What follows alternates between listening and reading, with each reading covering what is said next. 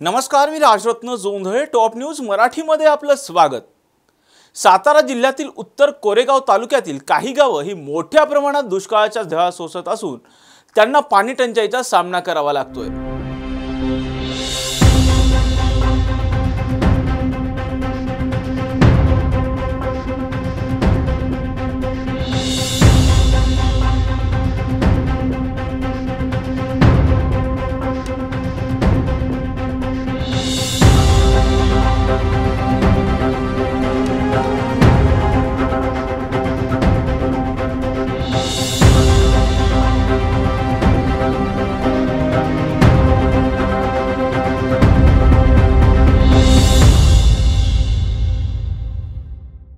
महाराष्ट्रातील काही जिल्ह्यांमध्ये मोठ्या प्रमाणात दुष्काळ सदृश्य परिस्थिती निर्माण झाली आहे.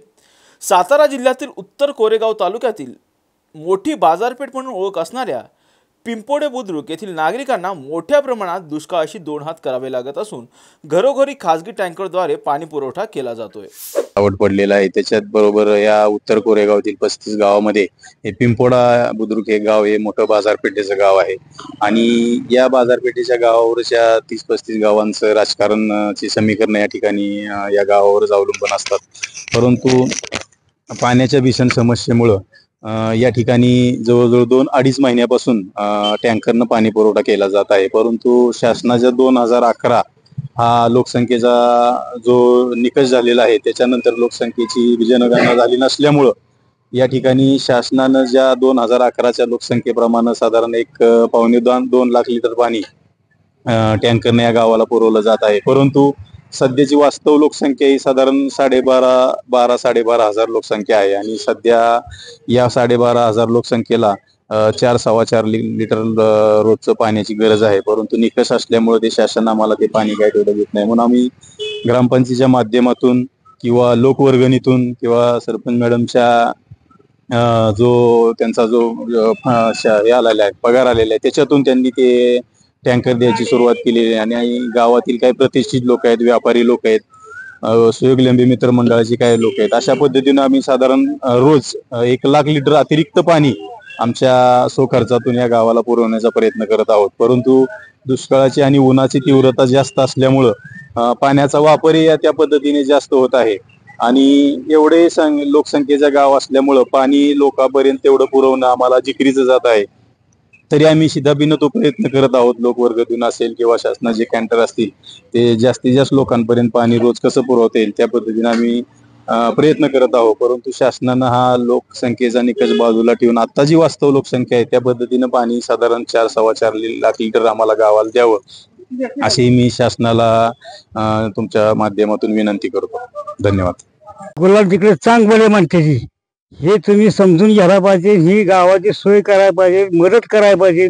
वरच्या लोकांनी सुद्धा हे कामापुरते पैसे देते ते शिक्का मारून घेऊन जाते ही चुकीचं आहे सगळं. ही पाणी आत्ता आम्हाला प्यायला नाही. कार्यक्रम घरातली कुठं निघाला तर त्याला पाणी नाही. आम्ही एकाच दिवशी 700-700, 800-800, 1200-1200 रुपयाचे टँकर दिवसांनी कार्यक्रम करतो आम्ही. मग ह्याला कोण आई बाप आहे? कोणीच नाही.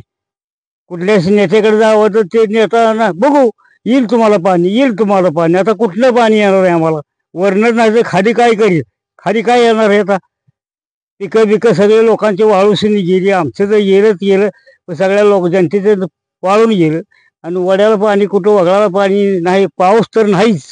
त्याच्याबद्दल आम्हाला ते काय सोय करायचे पाण्याबद्दल आपलं करा ही मेहरबानी करून नमस्कार करून सांगतो तुम्हाला.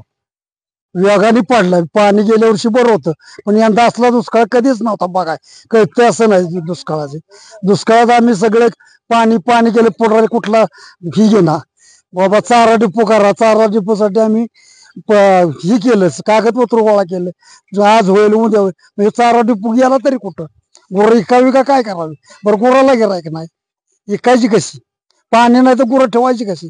माणसाला वैरण नाही, खायला धान्य नाही, ह्याचं काय कोण बघा ना. आणि इलेक्शन आले आता की पुढे दोन्ही एकच होत्यात आणि मग त्यांनी तिकडे बघायचं तुम्हाला तुमचं हे करू ती करू.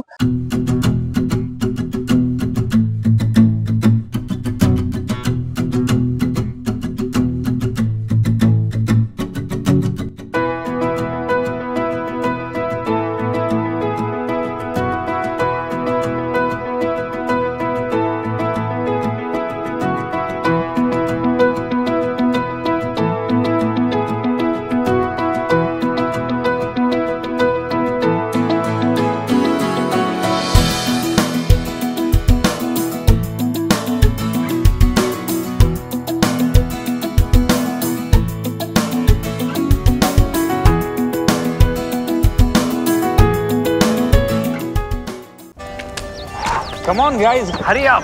यार सुन ना, एक ब्रेक ले लेते हैं. Guys, I'm telling you, तुम लोगों को सही से ट्रैकिंग नहीं आता. But that's okay, you can learn. रोज का ढक्कन देना. ये रेड वाला है, सही वाला देना. अबे ढक्कन, पहले तो सही पानी पीना.